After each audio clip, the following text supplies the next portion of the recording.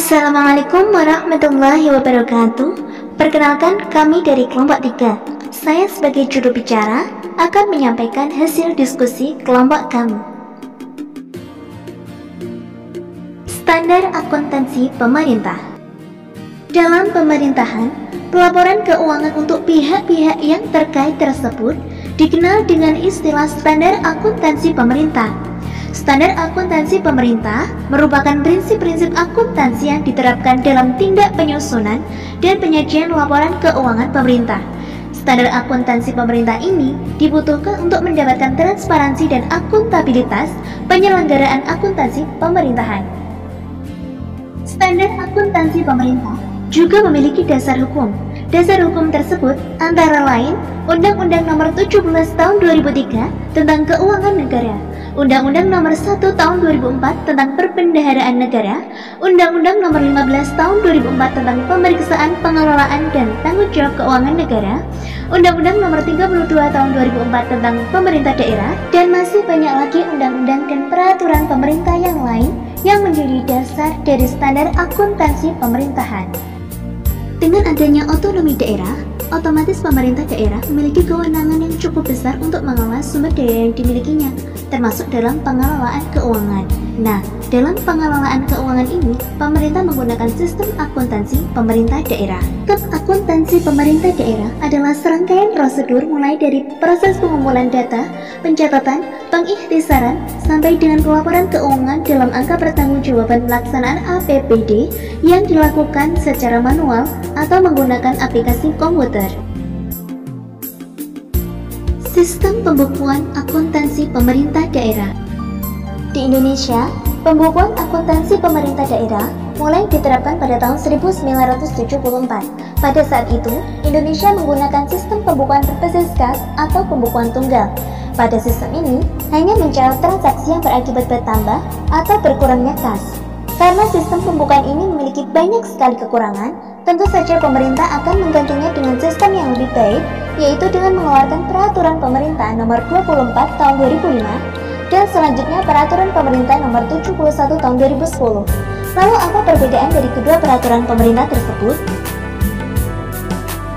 Peraturan Pemerintah Nomor 24 Tahun 2005 menggunakan sistem pembukuan kas menuju akrual atau kita sebut saja basis transisi.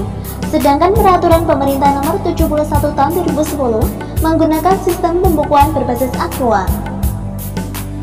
Berikut beberapa perbedaan pada kedua sistem tersebut.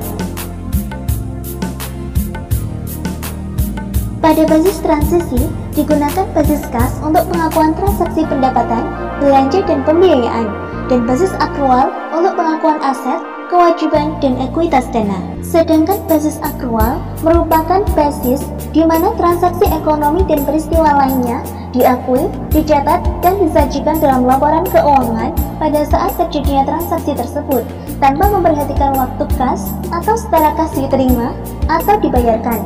Dalam pencatatan ini, biasanya terdapat debit dan kredit. Pada basis transisi, terdapat laporan realisasi anggaran yang merupakan laporan keuangan yang memuat hal-hal yang mempengaruhi pelaksanaan anggaran, seperti kebijakan fiskal dan moneter, sebab-sebab terjadinya perbedaan yang material, antara lain angka-angka yang dianggap perlu untuk dijelaskan. Sedangkan pada basis akrual, tidak memiliki laporan realisasi anggaran. Pada basis transisi, tidak terdapat laporan sisa anggaran lebih.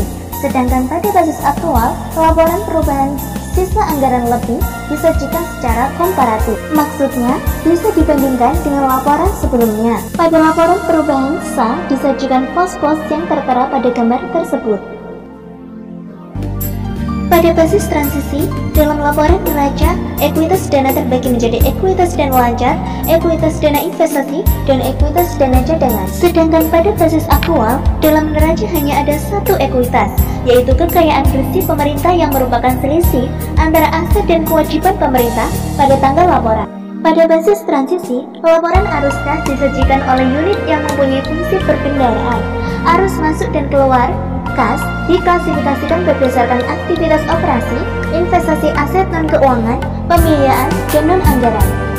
Sedangkan pada basis akrual, laporan arus kas disajikan oleh unit yang mempunyai fungsi perbendaharaan umum, yang diklasifikasikan berdasarkan aktivitas operasi, investasi, pendanaan, dan transitoris. Pada basis transisi, terdapat laporan kinerja keuangan yang bersifat opsional, dengan kata lain tidak harus ada, yang disusun oleh entitas pelaporan yang menyajikan laporan berbasis akrual, sekurang-kurangnya menyajikan pos-pos seperti berikut. Sedangkan pada basis akrual, terdapat laporan operasional yang fungsinya hampir mirip dengan laporan kinerja keuangan, yang merupakan laporan pokok atau laporan yang harus ada, dengan menyajikan pos-pos seperti sebagai berikut. Pada basis transisi, laporan perubahan ekuitas bersifat opsional, artinya tidak harus ada, yang sekurang-kurangnya menyajikan pos-pos berikut. Sedangkan pada basis akrual, laporan perubahan ekuitas merupakan laporan keuangan pokok yang harus ada, yang sekurang-kurangnya menyajikan pos-pos berikut.